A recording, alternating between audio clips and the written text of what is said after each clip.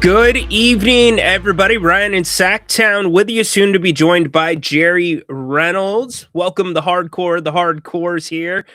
Kings and the Bucks, not enough in the end for the Kings tonight. Final 115-98. Have lots of questions for Jerry. First and foremost, though, want to make sure everybody is staying safe. I know the weather is pretty wild right now, some flood warnings, so hope you are doing well. Hope you're indoors and not out on the roadways, and all is well. So, along with an exciting day of football that is still taking place, we've got the Kings to talk about. Look, first half, absolutely putrid. Really no excuse for it. Same type of Kings play that we have seen too many times this season. 9% from beyond the 3-point line. Not a lot of energy in the building, according to some that were there that I trust. And then we see a turnaround in the second half. These games usually come down to whether you're going to win the Giannis minutes or lose the Giannis minutes when he's on the bench. The Kings didn't do it in the first half. In the second half, they did win the Giannis minutes and make it interesting. We'll talk more with Jerry about that in a second. More importantly, a lot of our focus as last game, we were looking and seeing, Max, is he okay? Is he going to be all right? He escaped injury. Very, very lucky there. That was an awkward movement. He played tonight, but Keegan Murray goes down in the third quarter. Very awkward, can use the word again, landing. And unfortunately, he did not return to the game. It's being reported as a left ankle injury. So we will find out more likely tomorrow. The Kings have a decent chunk of their next 9 games coming up at home. I believe 8 of the 9 off the top of my head at home. But all attention turns to Keegan Murray. Good run again by the Kings. In fact, the run at one point, it finally got to, let's see, it was at all said and done. It was a big run. 29-7 is what the run was. So lots to talk about. As I said, joined by the one, the only, Mr. Jerry Reynolds. Good evening, buddy. How you doing? Yeah, pretty good. I just actually saw the end of the Steelers-Ravens game, and Ravens missed a field goal that would have won it for them. And, of course, right before that, the Steelers missed an extra point. I mean, it's, the NFL. I mean, every game comes down to a play, it seems. But anyway, yeah, well, this game didn't come down to a play, so. No, it did not. Jerry, was the end of the fourth quarter somewhat of a carbon copy of the Celtics game? Yeah, it really was, wasn't it? Yeah. I thought, just listen, I mean, that nice stretch they had where they, as you talked about, the big run and great effort defensively. They kind of went small, got down to 3 points, and then a few mistakes, a couple of missed shots. I mean, it wasn't anything particularly bad, but then the Bucks, the Bucks were able to come down and score, and we end up with a very convincing win. That's one of those things. I guess the way I'd put it is the effort for approximately one quarter on defense and everything at the end was great. Yeah. But to give credit for that, you got to point out the other parts. As for 3 quarters, it was well below average. That's how you got in the hole, and then really once you got out of the hole, you got back in it. From more, not lack of defense at this, in my mind, as much as just simply couldn't score the ball very well when it counted. Yeah, it's a very good point. Jerry, how do we make the NBA season go as quick as the NFL season goes? I don't know, but I tell you, it's getting hard to watch this team, isn't it? At times you just, you catch yourself thinking, oh, they could be pretty good. Yeah. And then you're brought back to earth and say, well, there's a reason they're 8-27 or whatever it is, and have I think now they have the worst win-loss margin difference in the league, even past it's went past Washington. So clearly it's not a good team that just doesn't play good enough. It's like say that's what's frustrating for us fans, I think, is you see a terrific effort fighting back to get in the game, have a chance.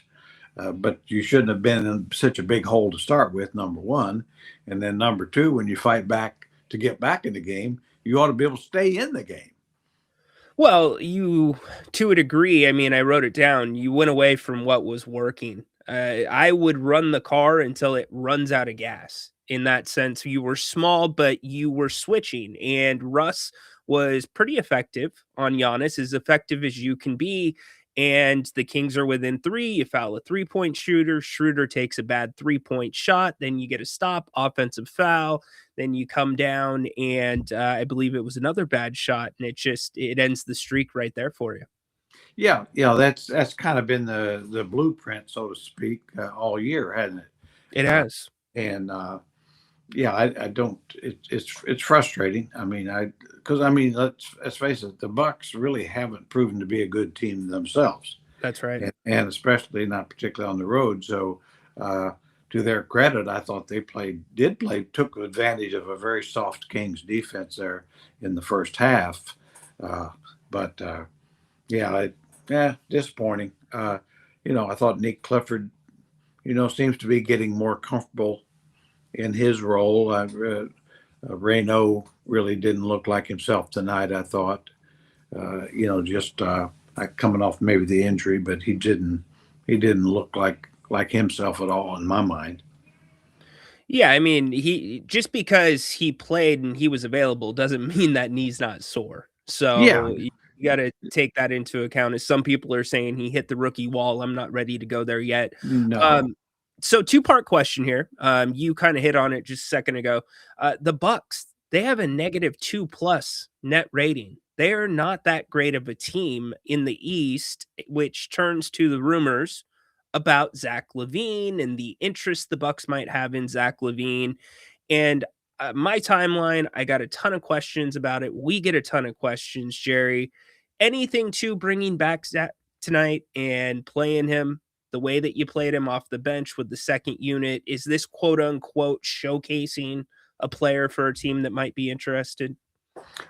Yeah, I think it's a fair chance that's true. I think the Bucks are the team that is showing supposedly the most interest. Those are things we can't know for sure, but he certainly showed he was healthy. I thought he played pretty well. Mhm. Uh, I thought he gave a better effort on defense than we've seen for most of the year. Now it was in more limited minutes, so yeah, I think if you're the Bucks, if you're interested, you know that he's physically ready to go. And so now what the Kings will do going forward, if he'll put him back in the starting lineup or bring him off the bench, I don't know. And there again, it's like when you got so many of these guards. Again, Monk doesn't play tonight, I don't think at all. Nope. And yeah, it's just I don't know. I mean, it's one of those things that I think as a fan, we just want to see some change by its trade deadline. This team needs to look that roster needs to look different than the last 30 something games of the season. Yeah, and what level of change? That's a great point. So I'm gonna follow up on it. What level of change realistically should the fans expect? Well, that is the tough part because you can't force the other teams to trade Yeah. trade with you, and you can't force them to give you what you want. Uh, yeah, I'm not probably as optimistic as a lot of people because with contracts and when you look at teams, uh, that may be interested in some of the guys. Well, they have cap problems too, which means they can't take the guy you may be thinking about trading unless they give you somebody back. And would it be somebody you want? We've talked about this many times. My only concern is whatever you do, make sure you're trading. If you can't get picks, get young players with promise. They Yeah. may they may not have quite achieved where they're going to be, but that to me that's another way you get better. And I mean, I think that's you look at some of the teams that have done it right over the years, and and certainly Oklahoma City and some of the teams like that, where they picked up the Dorts and Isaiah Joes and guys like that, guys that were there for the taking, and they were wise enough to realize that they were a good chance of getting better. Yeah, and I think that's where the Kings are. They get some young guys, not all of them will get better, but if you can change your roster and get a little younger, and then of course keep picks and hope to get more picks, you might speed the process up. Randall, I appreciate you watching. You're 14. Don't give up. I will not give up. I'm a John Cena fan. I get it. But we're not giving up on it. It's just the question becomes, Jerry, at what point does this fan base have a bigger right to be frustrated, where you see the ends of games like this where young players seem to be making an impact and then they go back to the bench for the older players? And yeah, that's a good question. I don't know. I mean, I'm of the mindset that it's not that big a deal yet. It would be later. I've always kind of looked at most rookies, aren't game changers. They're not ready to step in and be Michael Jordan or LeBron James or Jaylen Brown. Luka Doncic. So they're just not good enough. So it's a process of several years, and so I think it's a danger of throwing them in there too soon, too much. Like we see with quarterbacks in the NFL, high draft picks get thrown in there, and then within 3 years they're crushed.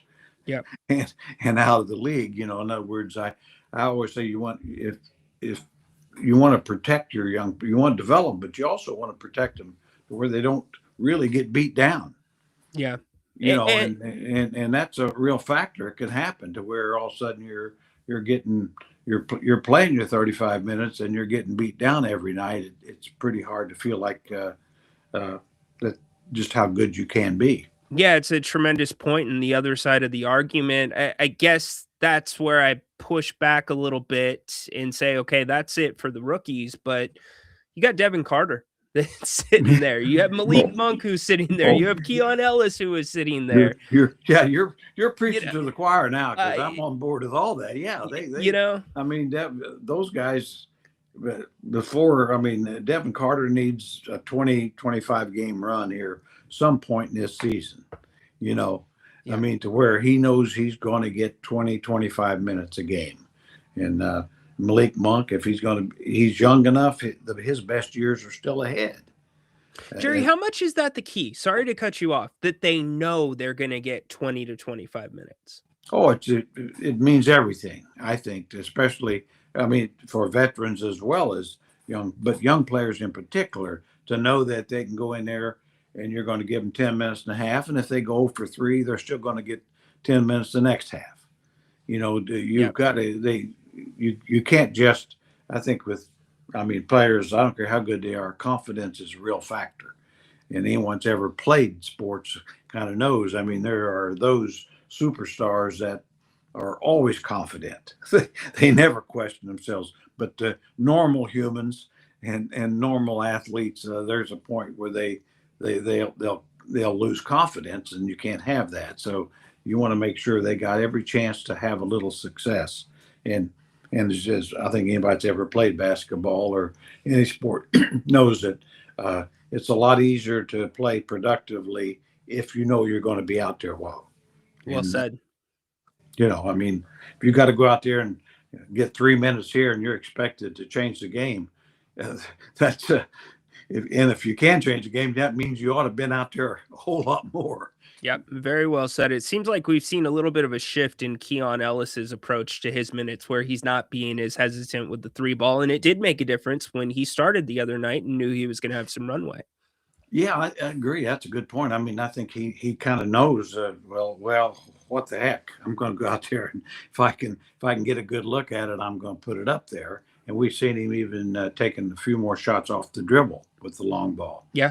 And so I think that is a factor of a couple of things, of not knowing when you're going to play and feeling like, if I am going to play, I'm going to really try to get something done. offensively as well as defensively.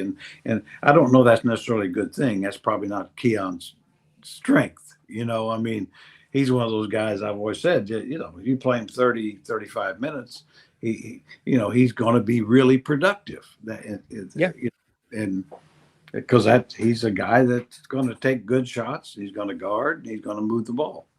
And I understand it's not a very heavy trade deadline class at the 3-and-D position, but there's a lot of places that have him rated as the number 1 3-and-D guy available right now in the NBA. If you want to get involved in the show, we'd love to have you. Grant's off tonight, just Jerry and I taking you home. Tay, what's going on tonight? You're on with Jerry and Ryno. Hey, good evening, gentlemen. Thank you for taking my call. What do you guys think? I really didn't like the move where Christie took out Nick Clifford with 5 minutes to go and put DeRozan back in. Yeah. Clearly that tells me that Christie is trying to win the game to bring in a scorer. But I feel like that shouldn't be our agenda right now. It doesn't matter if we win 2 or 3 more games this season. I just feel like we just need to develop, Clifford and give him more minutes and give him a chance to go up against, Kevin Porter Jr. and, Antetokounmpo in those clutch minutes. I mean, if you look at other teams around the league, like the Spurs, they played Devin Vassell and Keldon Johnson heavy minutes the last 3-4 years. They're number 2 seed. It's not big, and they have Victor Wembanyama, but they're not number 2 seed without the development of Vassell and Johnson. And if you look at teams like Blazers, they played Tumani Kamara, Danny Avdija, Shaedon Sharp heavy minutes in the last 3 years, and they are in the play-in picture. So I mean, there's formulas around the league where if you play your young players, you're going to get there in a couple of years, like the Spurs and Blazers. But I feel like I think this trade deadline is crucial to really offload on some of these older guys. I mean, I get that DeRozan is still effective, but he clearly lost a lot of athleticism and is not the same closer, as he was in most of the games. So I think I just don't really get the agenda game to game, of subbing in the veterans towards end of the games. Well, I kind of agree with you in most points, mainly because when you really get down to it, playing the veterans and giving them key minutes as a big reason why you're 8-27. So Yeah. I'm not sure what the risk is by playing the young guys more. I'm not against playing the veterans, but I think their minutes should be cut significantly. And as you said, Nick Clifford looks like a young player that has the potential to be a really good player. Now, the part I disagree with you a little bit is, no, all young guys, just because you play them, it doesn't mean they're going to get good. Some of them aren't even good, and they'll prove it. Looking through the, I think as fans, we always think, oh boy, Scal Labissiere will be good, or Justin Jackson will be real good. True. Or Childs, or I mean,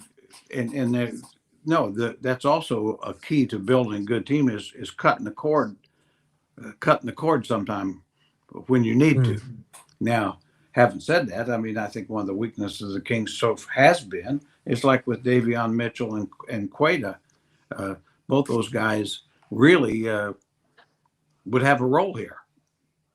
Oh yeah, I mean, Neemias you gave up, playing they so well just for the gave up Celtics right now. Yeah, too soon on those young guys. But like I say, in theory, I agree with you. But I always think as fans, we have a tendency to think, oh boy, if they just played Woodward or Jamias Ramsey, or it's like, boy, they'd really be good. No, they wouldn't. Yeah, and you don't want to, and you want to move off of them once you're pretty sure, but you can't be sure if you don't play them. It's like Devin Carter.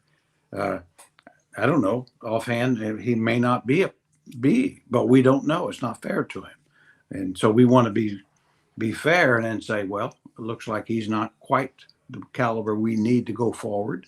We need something better, or let's stay with him a while. He's got a chance. Yeah, Tay, exactly, Jerry and Tay. I'm at that frustration point with you as well. Like everything you said, I wrote down about the timing when Doug brought them back. I sent a tweet out about it. Is Doug going to go back to the other guys? But I'm going to give him a pass until the trade deadline. And Jerry, to your point that they might not be good, well, you don't know unless you play them, like you kind of outlined. And what better time to do that when you're 8-27? Don't waste this season for what it is. Make sure that you're learning something, or at least learning about the pieces that might fit going forward. Oh, couldn't agree. I mean, totally agree. I mean, it's one of those things where you're working a dual kind of circumstances. I mean, if you're Coach Christie, yeah, and the franchise itself, you're saying we know they'd like to move several of these guys. Well, you also teams in the league know who they are, but but they want to know if they're healthy. But all I'm saying is, yeah, you can still play them, and you should play them, but play them less. Yep, amen. Play them less, and the young guys more. That's it. Well done. It's not any more complicated than that. And make sure that you're a guy like Monk. He's young. He's part of the future, and unless you move him, and you shouldn't trade him unless you can get something better either. But guys that, should have 5 years, at least 5 good years left in the league, they can be part of whatever new team is going forward. And so take that into account too. I mean, you want to play the young guys, but you also don't want to my mind, dump on guys like Monk and Ellis, who are clearly they're part of the future as far as we know. Yep. And one of them is a free agent at the end of the season. How about that pitch, right? Yeah. So, Tay, exactly. Thanks for the call, brother. Jared, do you have enough time to take a couple more calls with us? Sure. Or do I need to get you out? Okay. Yeah. Perfect. Appreciate that. No fix for the Kings tonight. Maybe there will be again coming soon at the trade deadline, but want to tell you really quick about Newworks Plumbing. Give them a call, big, small. They've got you covered. Whether it's water heaters, water line repairs, gas lines, water filtration, sewer repairs. I have had them out to our house both times. We have needed repairs.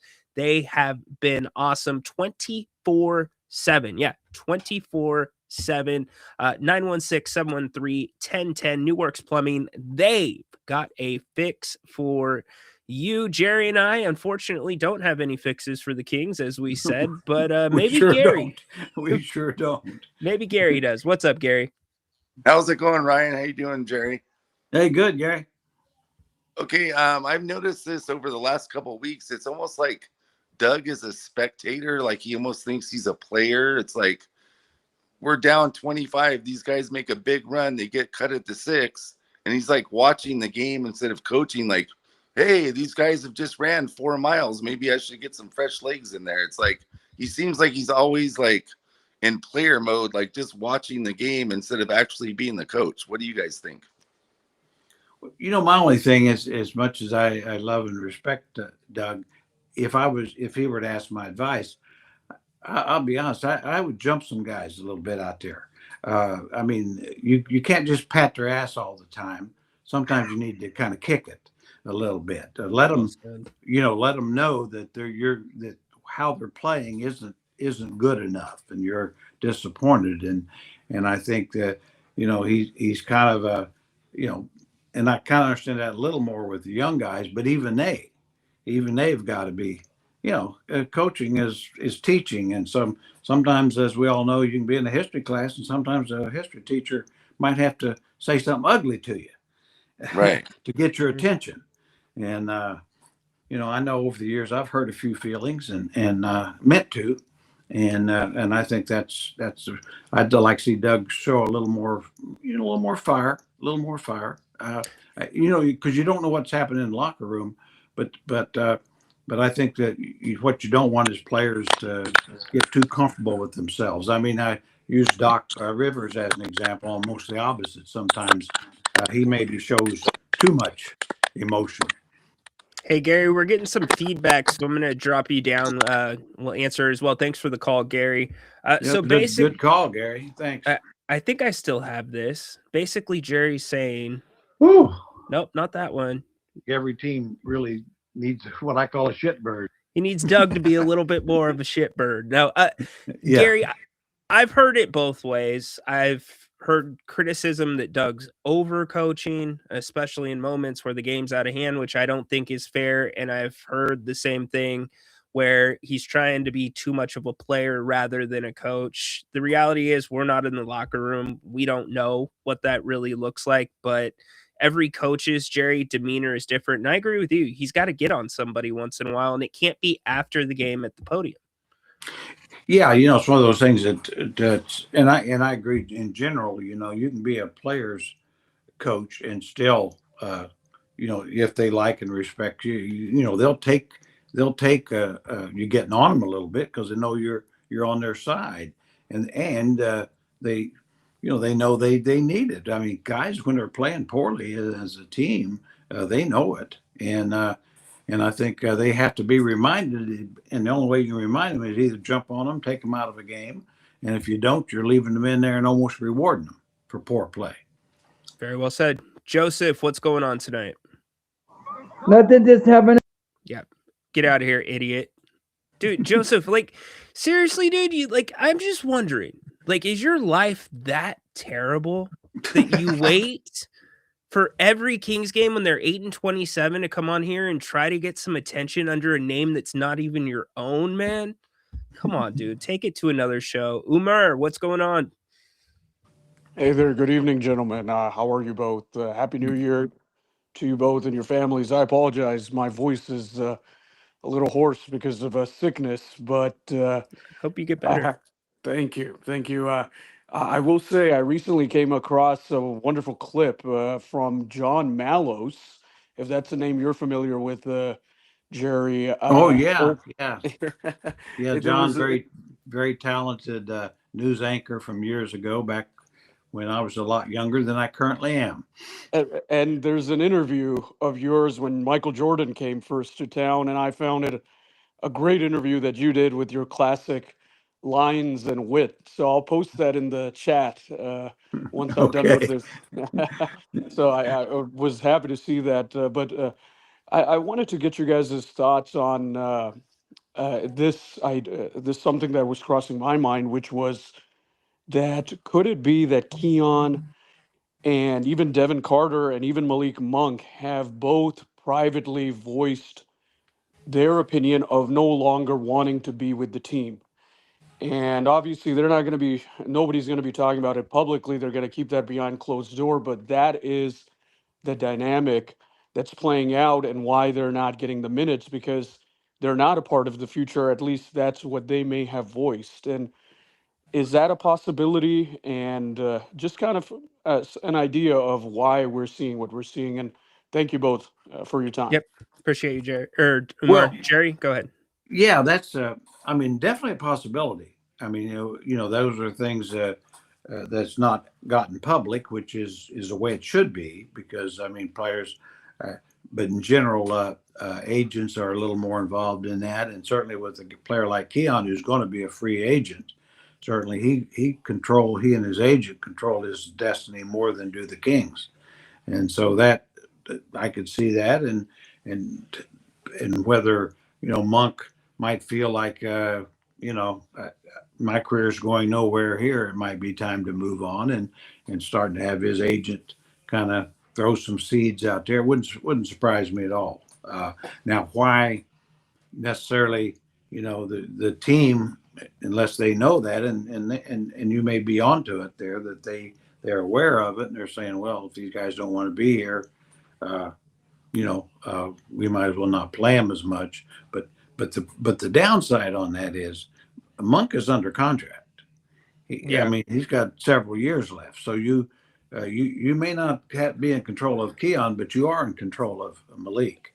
And that's why I say if I thought Malik, if it were me, and I thought he didn't want to be here, well, one of the things I'd want to do is to make sure he's playing at a high level, so that if I did need to trade him, I could get the most for him. Right. So I think it's highly unlikely. especially with a team that everybody right now likes to pile on to. The littlest things that will show more dysfunction, you're going to see reported here and there.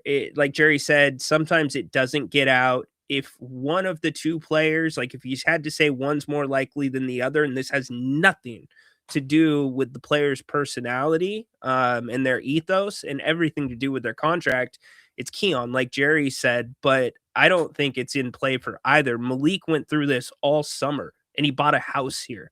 He just had his first son here. He sees beyond the game. He loves Sacramento. I just don't see it. And Jerry, you know this. Malik is a very straight shooter, and you would have an indication if that was. I just think that Malik's doing what he can as a professional and waiting for his name to be called. And quite frankly, if I had to say what's going on, I think the Kings believe Malik is probably their most movable and or tangible asset right now. And you know what you have in Malik Monk. He's one of the 5th best six men in the league, Jerry. You don't need to keep showing it. Yeah, I agree with you there. And the other part of it is, and my guess with Malik is, like I say, he's pretty comfortable in his own skin. Now, if the situation he's going through now extends completely through the season, that might be a different conversation. Great point. But I don't think that's an issue now. I mean, I think it could be in April, late April. Yeah, in the same way. But and he knows, that he doesn't control. He can be traded at any time. That's why one of the reasons he's with the Kings. Yeah. And so the players in the league know that. And I think as far as Devin Carter, he has no control of anything. And probably if you're him and the way it's going for him right now, he might say, well, maybe the best thing is for me to be, if I'm put in a deal with somebody else to go somewhere, that might be better for me. But I don't, like I say, he's about another year or so away from, having any input any way possible. He hasn't played himself into having a leg to stand on. Right. And here's the other thing too. Neither of those guys want to leave Sacramento because of Bennett's. I mean, come on. There's not a Bennett's in Idaho. Good segue. There's not a Bennett's in Minnesota. Oh, I'm getting a clap from Jerry. Wow. Yeah. Go check them out. Bennett'sRestaurants.com.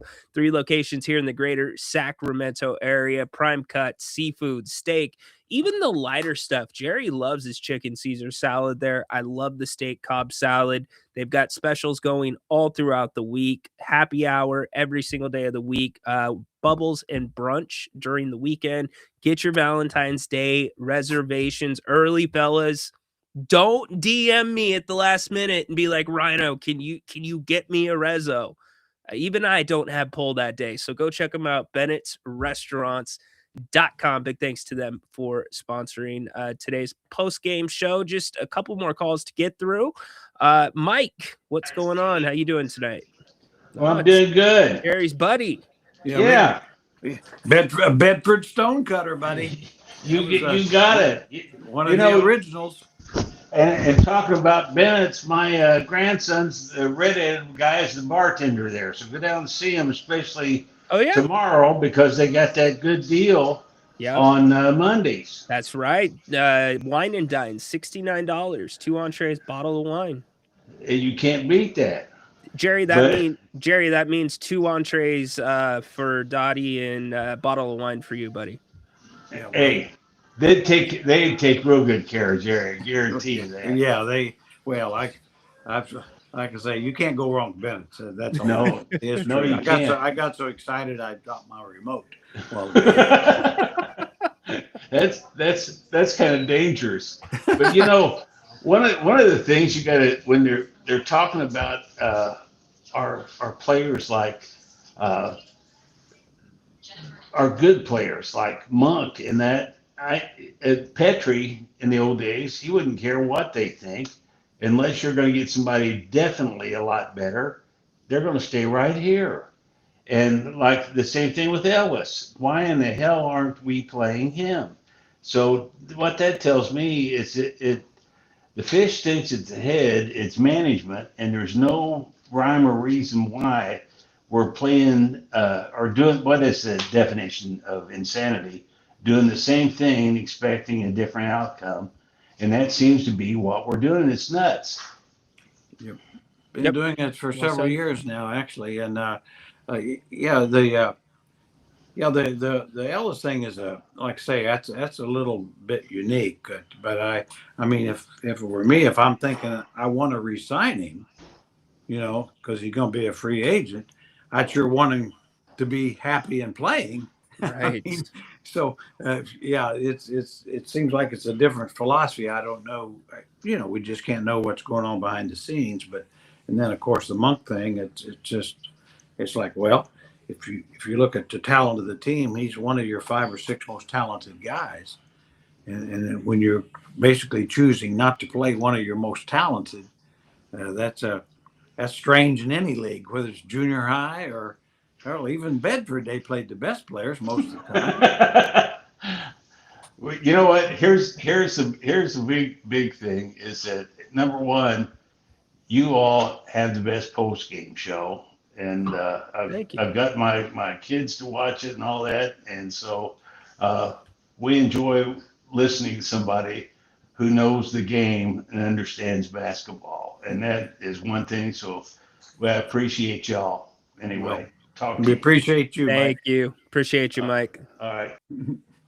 Yeah, this is the guy that knows all the basketball right there, Mr. Jerry Reynolds. No, I used to know a lot more than I do now. I think my brain cells are deteriorating at a rapid rate. I don't know so much about. Well, you keep watching this team, maybe. Dirk. yeah. That I think it's speeding up the process, Ryno. So true. Dirk, what's up, man? Close us out. Very rarely get to talk to Jerry, so thought I'd jump on the chance. Jerry, I posed this question weeks ago when you weren't or answering questions, right? It pertains to offensive development of individual players.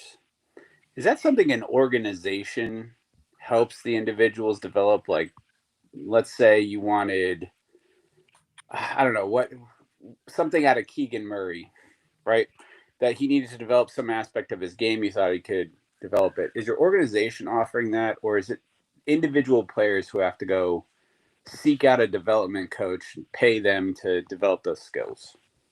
Oh, that's a good question. No, you have plenty of development coaches in today's league, so you've got plenty. Now, the problem I think is sometimes the head when you got a head coach now in today's game, and you got 7 or 8 assistants, and it's like, say, developmental specialists. I'm not sure the head coach gives each guy enough attention, and I really think that's still a role of the head coach. In other words, the way I look at it is like a player like Keegan Murray. When you look at it, okay, what can't he do as well as he needs to?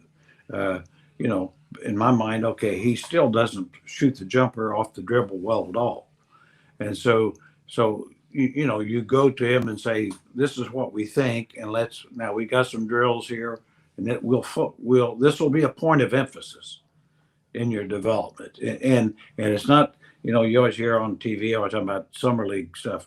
Yeah, that's fine, but you have 6, 7 months, plenty of time to work on skills during the season.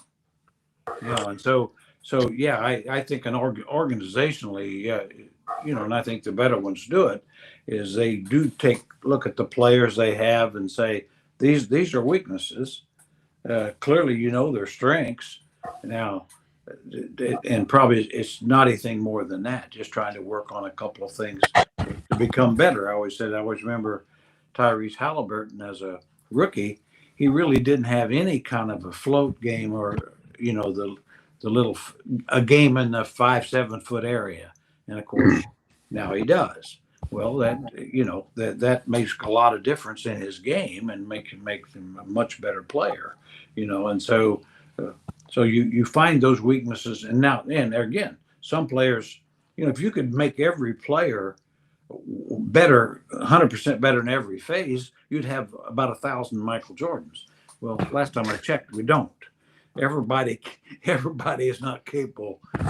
It's like everybody in history class can't. Dirk, I'm going to drop you out. We're getting a lot of background noise. Yeah, and Jerry, you know this as well as anybody. There's the exit interviews where the teams have those with their players, and they do what you said. They give you a list of things that they want to see worked on in the offseason. And a lot of times the trainers or the development coach for that player will sometimes be with them during the summer, and then you'll get work otherwise with other trainers as well, whoever they work with. I'll say this about Coach Christie. All the practices I've been at, Doug's trying to touch every area of the court afterwards, talking to somebody and everybody most times. But you bring up a fabulous point about the chunk of time in a season, and still, especially if you're not playing that area, to work on development. I think that's huge. Yeah, I think that's a real strength of Doug is his developmental ability, because that's kind of where he started coaching, and I know was a very fundamental player. So yeah, I think that's a good organization. But like I say, a lot of times, you've got all these guys working with different guys, and if you don't keep track of them, you don't know what they're doing. The old saying, practice makes perfect. Well, it really doesn't, but perfect practice might make perfect. But if you're going out there, you can spend a half hour doing things wrong. It's not going to make you better. Yeah, it's a great point. Doug, I know one thing that is common is reviewing the film and then telling each player's development coach, I saw this, and then work that into their work after practice. But that's what Doug did. He worked with Domas for 2 years, I want to say. Yeah, 2 years, and I thought it had a real impact, and that's what you hope is that you can find guys and make them better. And I think when you look around the league, some guys have taken huge jumps that you didn't expect, and others not so much. And a lot of it's the kind of development they get. I look at a kid like the Gillespie at Phoenix. That kid is really a good player, and he's just come out of nowhere. And they went in the G League and this, that, and the other. Well, I remember him in Villanova. I mean, he really didn't have the deep shot so much. Yeah, he's a knockdown shooter. So, yeah, a lot can be done if it's done right. Yeah, mark my words. Colin Gillespie, not perennial, but he will be an all-star at some point. He really will. Wouldn't surprise me. I mean, all right. Would not surprise you? Not at all. Not at all. Okay. Okay, I like it. We will end, since the kids are getting ready to go back to school here in the next couple days, and Randall's 14. Ryan, do you think the Kings can still win 30 games? I do not. I am under that. Jerry? Yeah, I'm under that. I mean, I'd love to be wrong, of course, but, if I agreed with you, we'd both be wrong. So yes, thank you. Yes. No, they're in such a big hole now, and I certainly think they're capable of playing a lot better and winning at a lot better rate. But it'd be tough to get to 30 at this stage of the season. Yeah. Are you going to be okay the next 5 Sundays? Usually your time is booked with the Chiefs playing. Oh boy, my Chiefies, boy, they just went down the toilet. But we got Patrick Mahomes. We got Andy Reid. They'll be back. They're not going to be in a 5-year rebuild, Ryno. You just keep that in mind. No, they're not. But it actually may be a 1-year rebuild. They may need to go through another year. Well, I don't I've always said if you got a 5-year rebuild plan, you really don't have a plan. I mean, should be a 3. If you do it right, it's 3 years. That's plenty of time. And that is exactly where we end it. That is a great point to finish on. 115.98 Kings lose the Bucks. Jairus, thanks for spending extra time with us tonight. Really appreciate you. Well, I enjoyed it. Enjoyed meeting and talking to fans, and I wish I could give them better answers sometimes. But I got my limitations. It's like Clint Eastwood says, man's got to know his limitations. Such a good point. You're the best. Thanks, Jerry. I'd say great stuff from Jerry. Appreciate all of you for being here tonight. Grant will be back next game. Don't forget, we are back tomorrow on the radio. There is a lot to run down between football and college football. We'll have Sean Salisbury Tuesday. Thursday, we'll have Chris Landry. And then we've got a couple of other things that we're looking to line up as well. So Fox Sports 104.7 FM, 3 p.m. Get up in there with us. You can download the KSAC app completely free. Go to Google Play, Apple Store, wherever you go to get your apps, and download the Fox Sports Sacramento app. You can listen anytime, anywhere. We appreciate everybody being here. Have a great rest of the night. Unfortunately, Beam is not lit. 115-98. We'll talk about it tomorrow, 3 p.m.